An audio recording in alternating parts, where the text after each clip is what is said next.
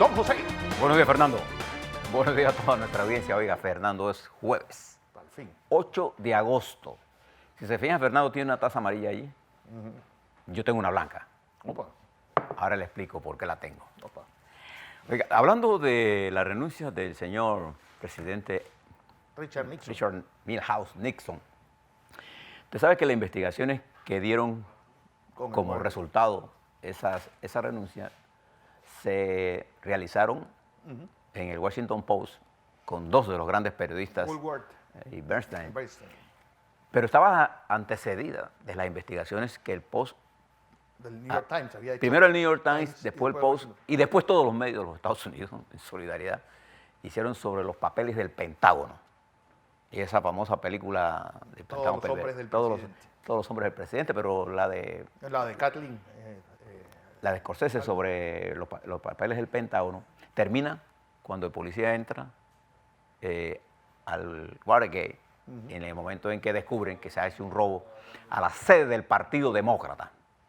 Y eso arrancó con una de las investigaciones que reveló el nivel de colusión que tenían todas Y lo las extraño instituciones. es que Nixon, yo creo que no necesitaba ni siquiera hacer eso. Él es el presidente que ha ganado, y no olvidemos, Él arrasó en las elecciones.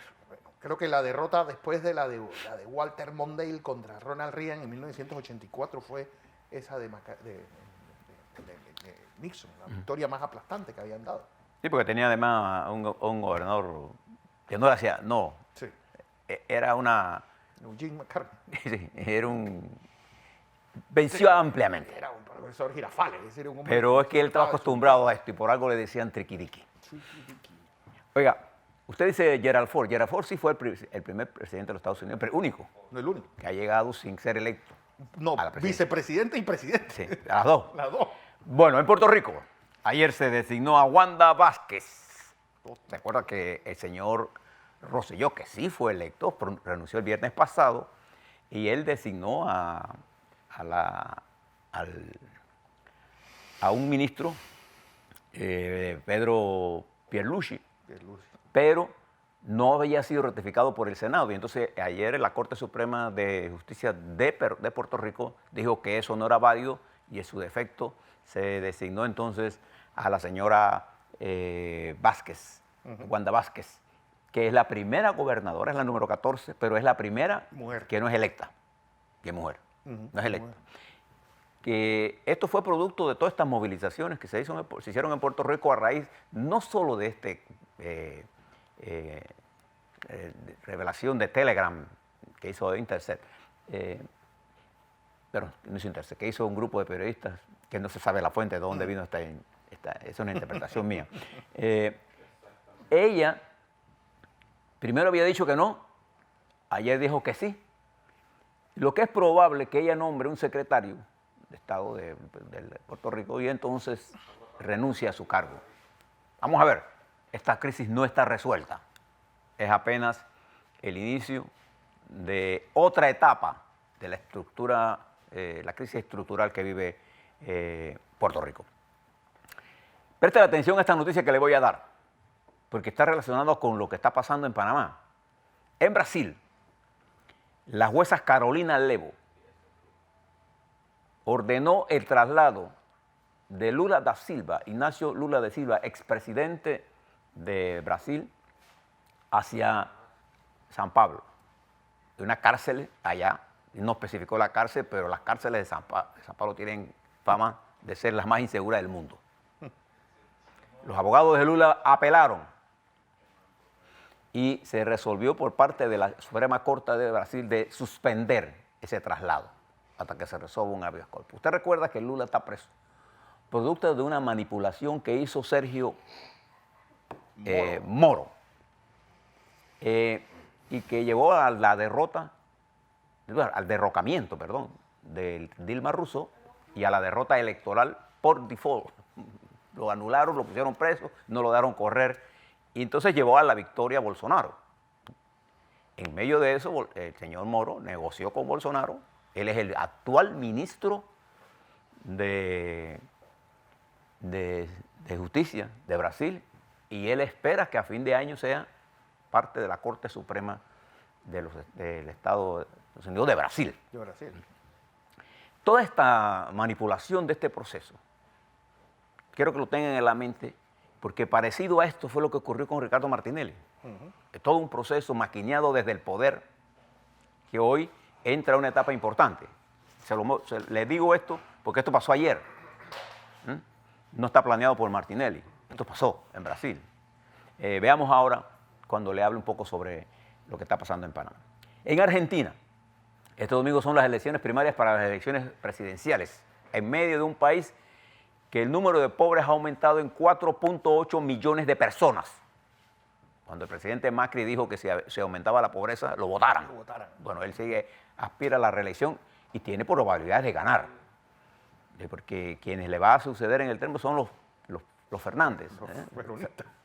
Fernández y Fernández. Fernández, que fue ministro de Kirchner, el esposo de la expresidenta. Y esto le abre la posibilidad a Macri de ser electo. Todas las encuestas hoy demostrarían que la fórmula Fernández y Fernández estaría ganando, pero hay otras que demuestran que Macri puede ganar. Para que ustedes vean que en el caso de Argentina, a pesar de todo la pobreza, el desempleo, el golpe duro que se le ha dado a la clase media, Macri tiene opciones de ganar la presidencia en Argentina. Mientras en Honduras, la situación de Honduras comienza a tener ya carácter de irreversible en términos de que o se va Hernández o la crisis va a terminar en un golpe de Estado. ¿Sigue las protestas? Sigue la protesta, la detención, el país está vuelto un desastre, la pobreza campea por todos lados y no se olviden de que este hombre fue avalado por la presencia en Honduras de la señora embajadora de los Estados Unidos. En la ONU. En la ONU, que dijo que había triunfado la democracia. Bueno, ahí no triunfó ninguna democracia. Mientras en los Estados Unidos, el presidente de los Estados Unidos, Donald Trump, cumpliendo lo prometido, visitó a Dayton, en Ohio, y visitó El Paso, en Texas. Tuvo una muy buena relación con las dolientes a las personas asesinadas. Lo manejó muy bien en ese tú a tú.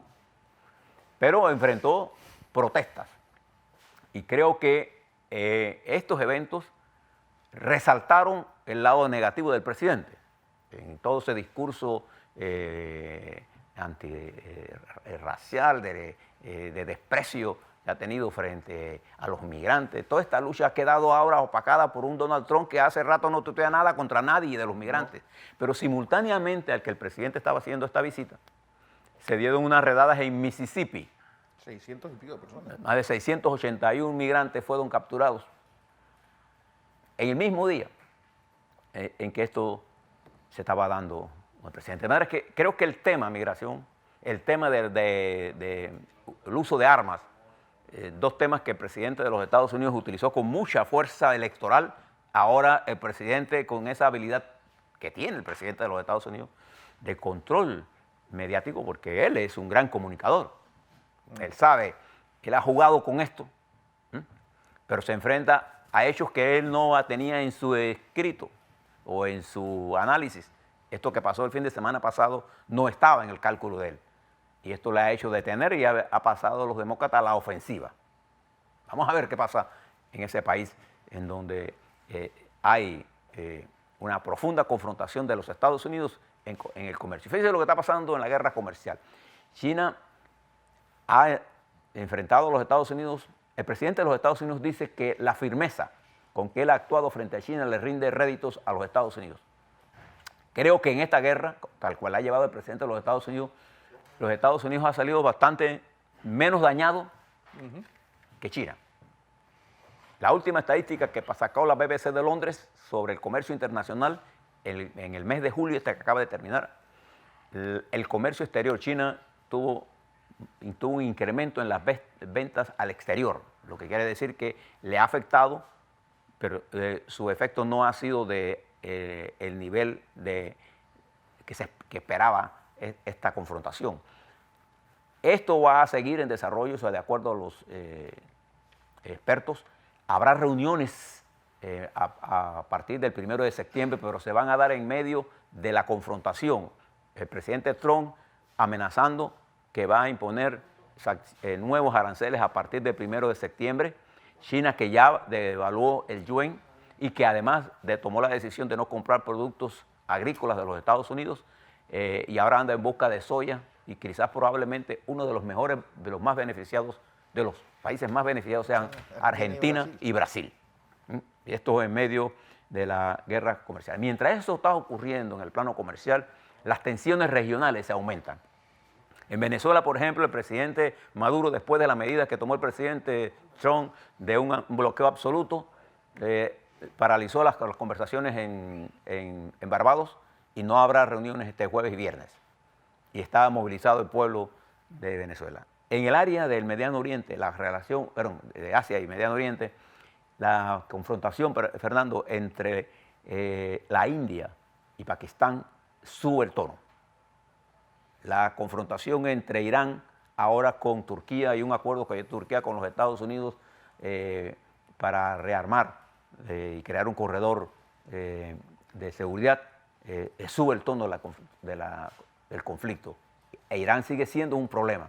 Y Arabia Saudita se plantea ahora cómo y qué debe hacer para que el precio del petróleo no se desplome, porque ayer se divulgaba que las reservas de petróleo de los Estados Unidos habían subido de una forma inaudita, increíble. Eso ha hecho que el precio del petróleo caiga en el mercado. Esto afecta al Mediano Oriente y abre una nueva etapa.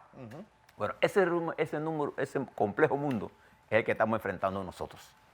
A la vuelta, permítame hablarles sobre el caso Ricardo Martinelli y cómo la justicia panameña ha actuado en el marco de este caso y qué se espera, cuáles son las perspectivas de lo que viene.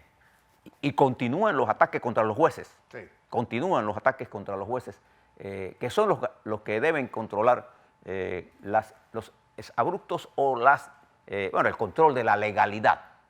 Lo hacen los jueces, siempre que actúen como jueces. Por eso son objeto de muchos ataques en los últimos días. Sinvergüenzas quieren que los jueces actúen como si fueran notarios de ellos. Bueno.